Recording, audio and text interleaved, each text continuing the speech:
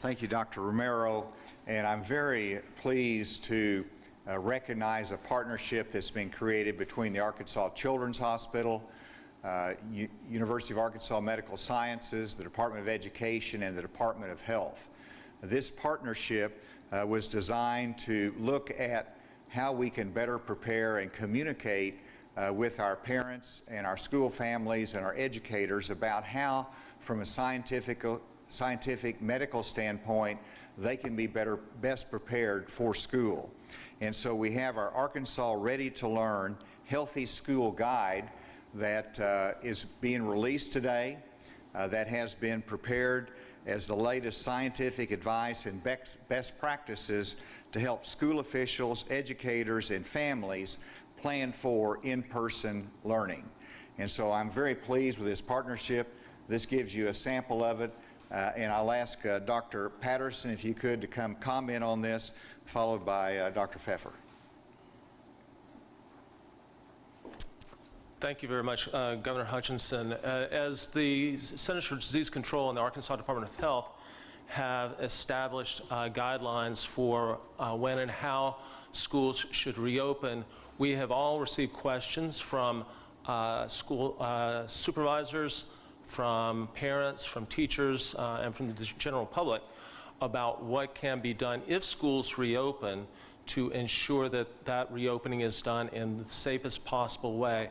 And what is the science that can be applied to address these issues in ways that lay people in the state of Arkansas can understand. And so with Governor Hutchinson's support, two groups were convened. One was a governing group, and that included Secretary Key from the Department of Education, Dr. Romero from the Department of Health, Marcy Doder from Arkansas Children's Hospital, and myself. And then an operating group which reported to the governing group, and that operating group was led by Stephanie Gardner, Dr. Stephanie Gardner, who is the provost at the University of Arkansas for Medical Sciences, and Dr. Rick Barr, who is the chair of pediatrics at UAMS and at Arkansas Children's Hospital. The operating group was broadly representative. It included parents, it included teachers, it included representatives from populations that have less access to health care, including African Americans, Latinos, and the Marshallese, and included experts in a variety of disciplines, as well as representatives from the Departments of Education and the Departments of Health. We tasked that group to answer three questions. One is, if schools are reopening, how can those schools reopen in a safe fashion? What advice, resources, and protocols can school superintendents, teachers, and parents utilize to ensure that schools reopen in a safe way if they are reopened? Number two is, what behavioral resources are available for children under these circumstances in which children may be educated in unusual or atypical fashion, in hybrid fashion, or even being educated from long distance, creating stress to kids, and how can we manage to cope with that? And then third, are there resources that can be made available in real time to address questions that come up, both for school administrators, from teachers, or from concerned families about addressing specific issues that occur. These two groups were convened about 2 weeks ago. And so the fruit of this work that is now available is work that has been assembled over the past 2 weeks to address these three specific questions. The document that you see here is the Arkansas Ready to Learn Healthy School Guide. This is written in lay terms and provides a variety of best practices that have been established in a data-driven fashion for creating a healthy K-12 environment for our students and our teachers as schools are coming back online. There's a second document that specifically addresses behavioral health needs for children under the current circumstances. And then Dr. Pfeffer can tell you about the resources that are available in real time. This is clearly an evolving situation, And we consider these documents to be living documents. They will be revised as additional information and science is made available. These documents are not meant to guide whether or not schools open or reopen or not. Those are decisions that Governor Hutchinson, Secretary Key, and Secretary Romero will make. But this is guidance for people in our communities who are looking for guidance to be sure that as we bring our kids back to school, we do that in the healthiest way possible. We appreciate the support of Governor Hutchinson, Secretary Key, Secretary Romero, Marcy Doder. We appreciate Arkansas Children's Hospital for their contribution, and we look forward to working with everyone to make sure that just as we have reopened our hospitals to elective procedures in a safe way, that we reopen our schools in exactly the same safe way. And I can introduce Dr. Pfeffer, who's here from the Department of Education, who's been a key member of our team, and she can provide additional information about these documents.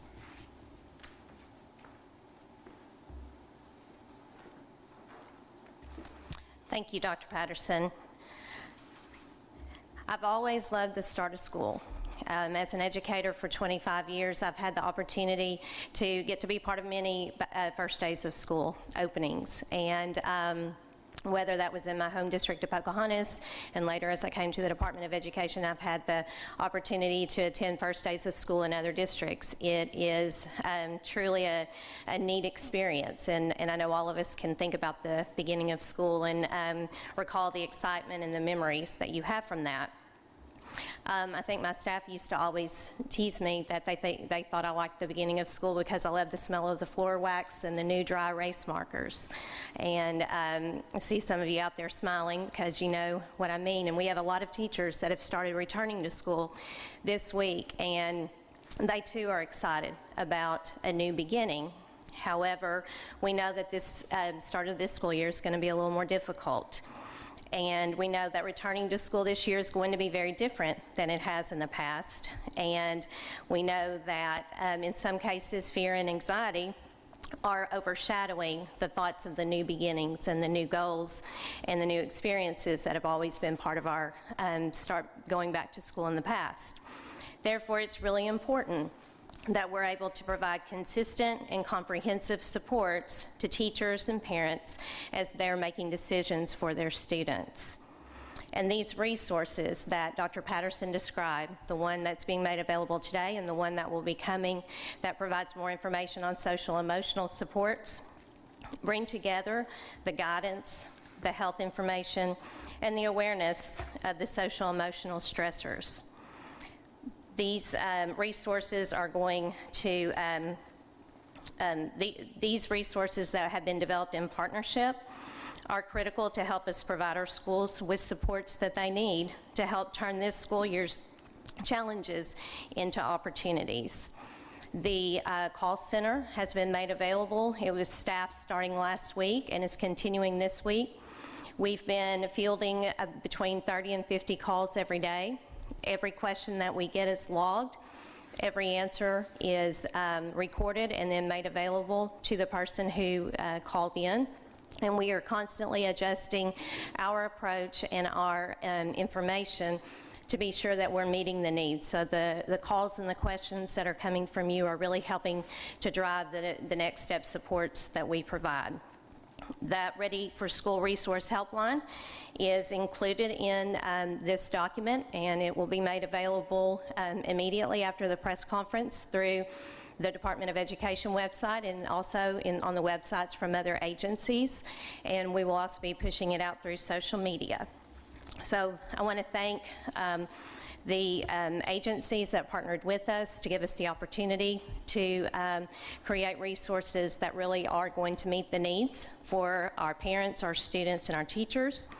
And at this time, I would like to welcome a teacher from the Hot Springs School District to share a little bit about their experiences in getting ready for school. Ms. Sarah Turner, an elementary teacher from Hot Springs, is here, and I know you're going to be anxious to hear what she has to say.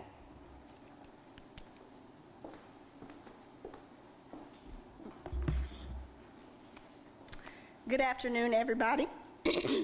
I want to start by saying thank you to Governor Hutchinson and Secretary Key for allowing me to come and speak today. I am Sarah Turner. I have taught 4 years at the Hot Springs School District and 8 years overall. I have taught pre-K, kindergarten, and I'm currently a reading intervention teacher at Oaklawn STEM Magnet School.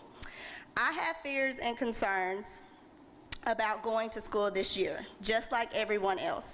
I have fears about what happens when our kids come back into the classrooms, but I have greater fears about what happens if they don't return to on-site instruction. I choose to be a teacher to make a difference and to inspire. We have no better opportunity as educators than right now to influence the lives of scared, uncertain, and worried students and families. I don't have all the answers, and neither do my administrators or our leaders. I do know, though, that we are taking every precaution to plan and protect. I am proud to have the opportunity to return to on-site instruction as an educator and to offer traditional, blended, and virtual learning opportunities for all of the students in Hot Springs.